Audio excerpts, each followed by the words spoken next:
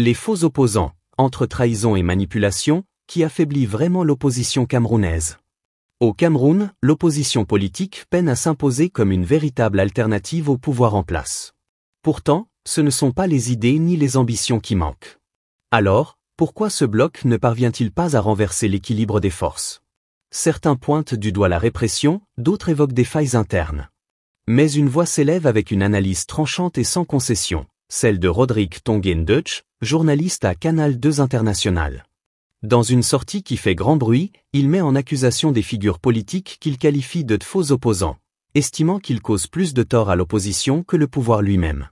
Les faux opposants sont comme les faux frères, lâche-t-il avec une franchise déconcertante. Alors, qui sont-ils réellement? Quelles sont leurs méthodes? Sont-ils les véritables fossoyeurs de l'opposition?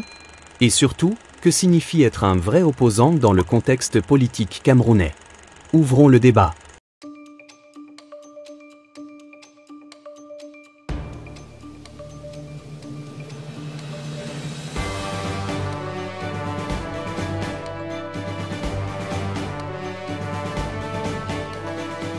Les luttes de l'opposition camerounaise ressemblent à une bataille où certains soldats tirent sur leurs propres alliés. Tandis que le peuple attend un changement, certains acteurs politiques semblent plus préoccupés par leurs intérêts personnels que par l'avenir du pays. Rodrigue Tonguène-Deutsch soulève un point sensible. L'opposition est-elle sabotée de l'intérieur? Selon lui, ces faux opposants n'ont pas pour but d'accéder au pouvoir, mais de diviser ceux qui pourraient y parvenir. Une stratégie qui, à première vue, profite directement au régime en place. L'histoire politique du Cameroun regorge d'exemples de divisions internes. On se souvient des querelles fratricides au sein du SDF, parti autrefois perçu comme l'une des plus grandes menaces pour le régime. Aujourd'hui, ce parti peine à retrouver sa grandeur d'antan, miné par des conflits internes et des choix stratégiques discutables. L'UPC, un autre exemple, est devenu un nom que certains se disputent comme un héritage familial plutôt qu'un projet de société. Vous êtes sûr, c'est Le MRC, quant à lui, est souvent accusé d'être le parti d'une seule ethnie. Un argument qui sert surtout à lui fermer des portes, plutôt qu'à analyser ses propositions politiques.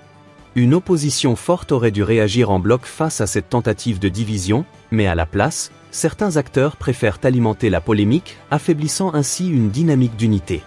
Mais alors, pourquoi ces faux opposants adoptent-ils une telle posture? Opportunisme politique? Pressions économiques? Peur des représailles?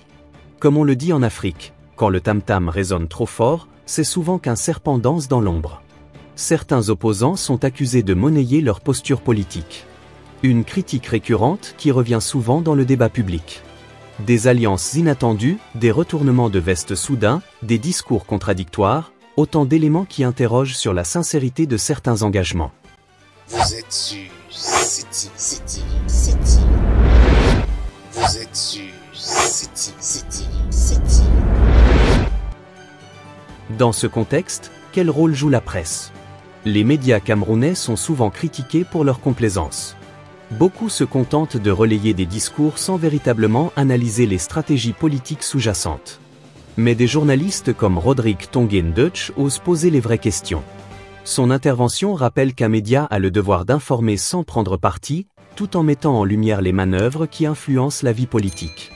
Une opposition affaiblie, c'est un boulevard pour le pouvoir en place. Une démocratie ne peut fonctionner sans une opposition forte et crédible. Mais si ceux qui prétendent incarner cette opposition travaillent en réalité contre elle, alors la population ne peut que perdre espoir. Il est donc urgent d'ouvrir les yeux et de se poser la bonne question. Qui veut vraiment le changement, et qui joue un double jeu? Comme le dit un proverbe africain, le caïman qui sourit trop aux poissons finit par les effrayer.